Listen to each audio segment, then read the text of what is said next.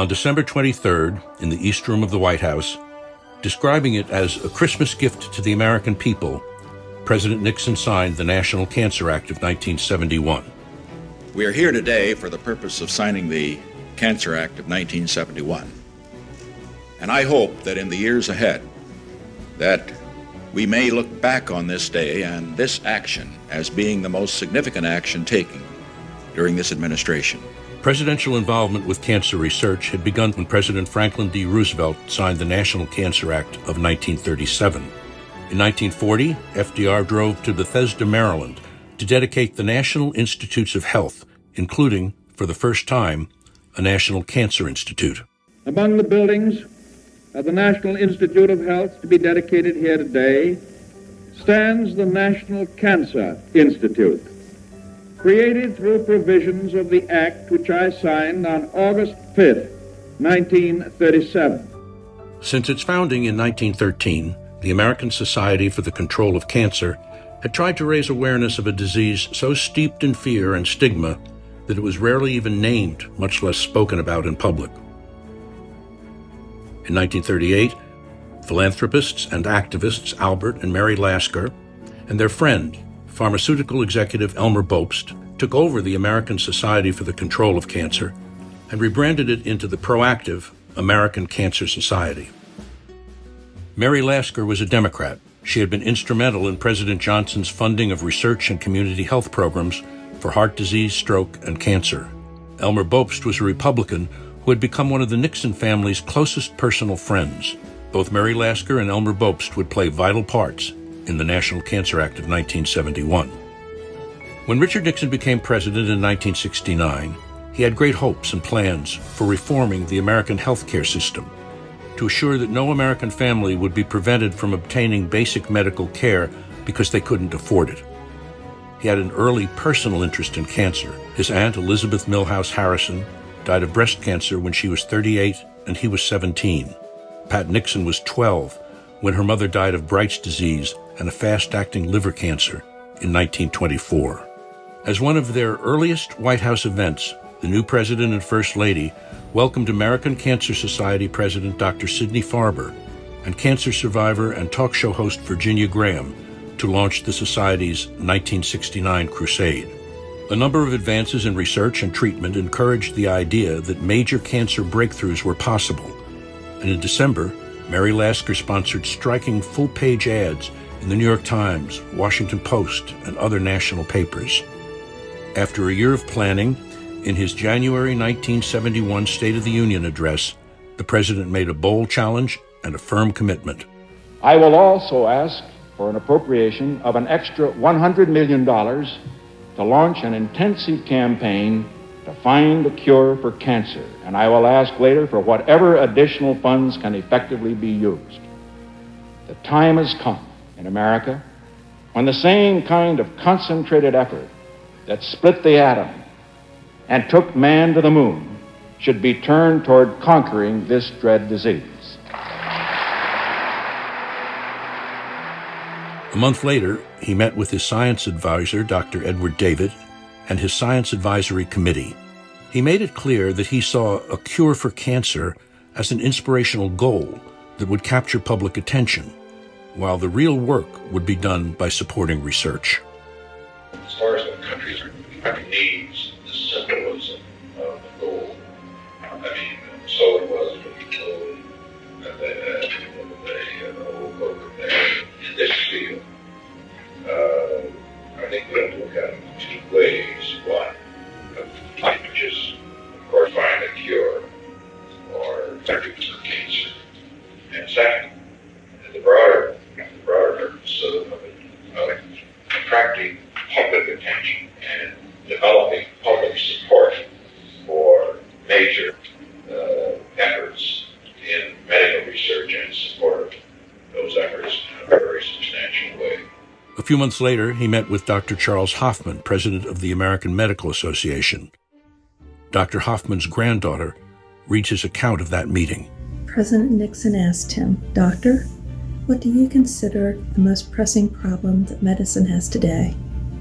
My grandfather later wrote, "My answer was simple: cancer." President said, "I'm amazed. Why do you think that?"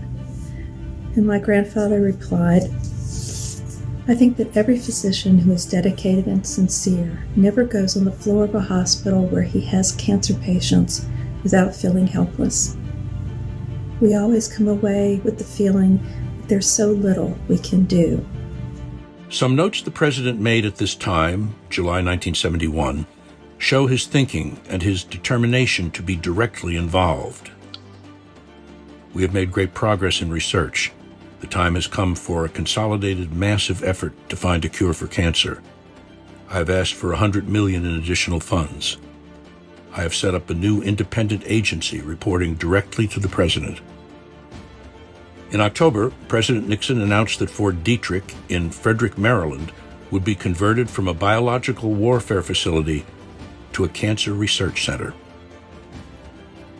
The White House Domestic Council staffer working on the cancer initiative was Jim Kavanaugh. Today, Dr. Kavanaugh is chairman of the Nixon Foundation's board of directors. In early 1971, after consultation with experts inside and outside the government, the president had decided that he would seek an additional $100 million for cancer research. He announced that decision in his State of the Union message that year, and the next day legislation was sent to the Congress to enact the president's program. Hearings were held in both the House and the Senate. It was a tight year for money that year, and in addition, both houses, the Senate and the House, were in control of the party opposite from the president's. But he was persistent, and both houses had hearings, passed bills. The House bill, much more in conformance to the president's program than the Senate. The president communicated to the Senate that there were provisions in their bill that he could accept, that there were provisions in their bill that he could not accept, but he offered modifications to make them acceptable. The House and Senate conferees went back to work to modify the bill, passed it in both houses, sent it to the president for his review in late November of 1971.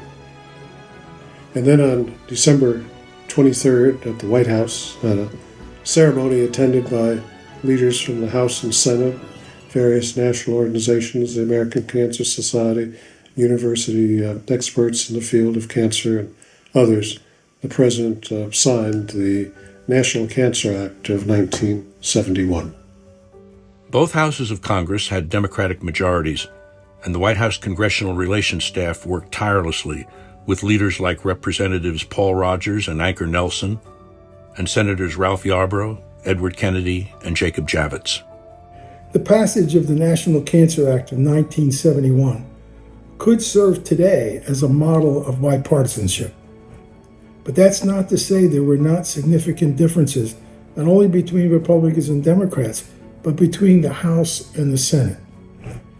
President Nixon's leadership was crucial in resolving not only these issues, but in stressing the importance of the National Cancer Act, which over 50 years has fostered a revolution in biology and is one of the most transformational pieces of legislation of the 20th century. On December 23rd, when the president signed the National Cancer Act of 1971, he invited the large bipartisan congressional delegation to join him for an historic photograph. This is an indication of the priorities. You know, the Congress had a very long session and finally got adjourned. We all appreciated that fact, incidentally.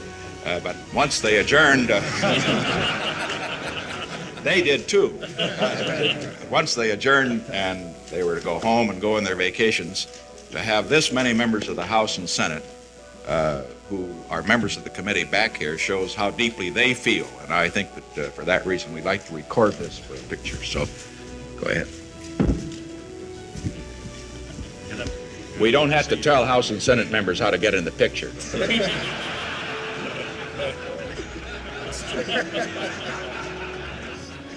Although the phrase war on cancer was widely used, President Nixon himself purposely never wrote or spoke those words. We would not want to raise false hopes by simply the signing of an act.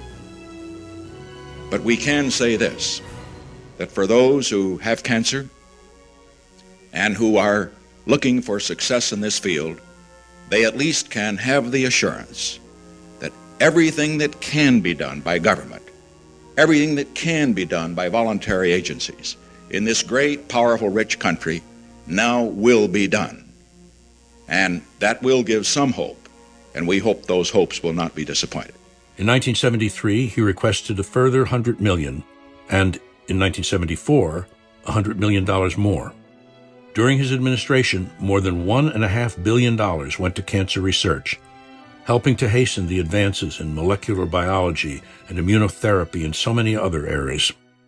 Every day I see how research has changed and is constantly changing the treatments and the lives of young patients, which include the children that I work with in radiation proton therapy at the Children's Hospital of Philadelphia. With each research advancement, it brings new hope and comfort to patients and families. It makes me proud and inspires me to think about the difference that my grandfather has made, and about the living legacy he created 50 years ago on that December afternoon when he signed the National Cancer Act of 1971. The National Cancer Act of 1971 established the independence of the National Cancer Institute and the tradition of direct presidential involvement. It focused a national conversation on cancer prevention. It created the National Clinical Trials Network. It created 15 designated cancer centers. Today, there are 71 nationwide, and that number continues to grow. In NCI's words, the National Cancer Act of 1971 gave our country an holistic approach to addressing cancer and its many challenges. This broad legislation gave new authority to the National Cancer Institute and established some of the programs that form the backbone of today's cancer research enterprise. Most importantly, as a result of the National Cancer Act of 1971, lives were saved, lives were prolonged, pain and suffering were alleviated, and suddenly there was hope where there had been no hope before. How would you like to be remembered? I suppose everyone would like to be remembered particularly for his major achievements. But as I look back during the White House years, I think, for example, of an initiative which many people have forgotten, the Cancer Initiative. You remember we started that in 1971, and it was brought home to me just a couple of days ago. My brother, Don, has cancer. It's a very serious case. He's now taking radiation and chemotherapy. 10 years ago, his doctor told him he would be dead. So that initiative may have helped prolong his life and the life of other cancer patients. What I'm suggesting here is that we all think of, well, he went to China. He ended the war in Vietnam. He opened relations with the Soviet Union through détente. But in my view, if the Cancer Initiative, which we began, could save lives, that'd be worth all the rest put together.